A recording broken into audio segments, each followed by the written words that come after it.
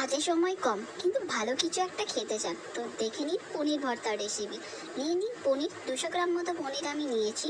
আর সবজি হিসাবে নিয়ে নিন পেঁয়াজ, যেটাকে কিউব আকারে কেটে নিন, কাঁচা লঙ্কা, ক্যাপসিকাম, টমেটো আর আদা কুচি আপনি নিয়ে নিন। এবার আপনি গরম তেল হয়ে গেলে তার মধ্যে ফোড়ন হিসাবে শুকনো লঙ্কা, তেজপাতা, জিরে আর আদা কুচিটা দিয়ে দিন। একটুখানি নেড়ে নিয়ে 1 সেকেন্ড বা 2 সেকেন্ড নেড়ে নিয়ে দিয়ে দিন আপনি কাঁচা লঙ্কা। তারপর দিয়ে দিন আপনি কেটে রাখা টমেটোগুলো। তারপর আস্তে আস্তে আপনি এটাকে নাড়তে থাকুন। কমসে কম 2 থেকে 3 মিনিট নাড়ার পর দিয়ে দিন এর মধ্যে নুন। তারপরে আবার আপনি 2 থেকে 3 মিনিট নাড়তে থাকুন। তারপর দিয়ে দিন কিউব করে কেটে রাখা পেঁয়াজগুলো।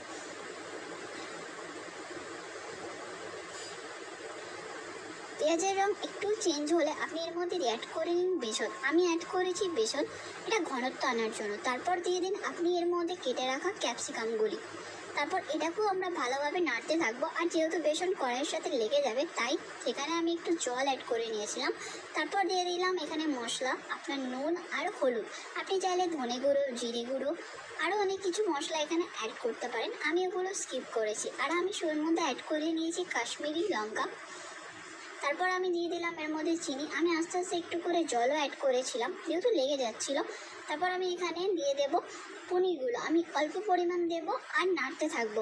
একসাথে দিলে ওটা ম্যাশ হয়ে যাবে, তার জন্য আমি অল্প অল্প দেবো আর নাড়তে থাকবো। এভাবে যখন নাড়া হয়ে যাবে একটু নেড়ে চড়ে নিয়ে এর মধ্যে আপনি অ্যাড করে দেবেন জল। জল অ্যাড করে দিয়ে আপনি ভালো করে এটা নাড়তে থাকুন।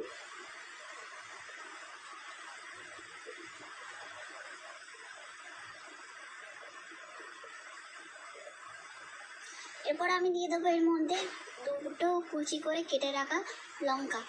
তারপরে দিয়ে দেবো কসুরি মেথি। দিয়ে আমি এটা নাড়তে থাকবো। আর শেষে দিয়ে দেবো এর মধ্যে গরম মশলা।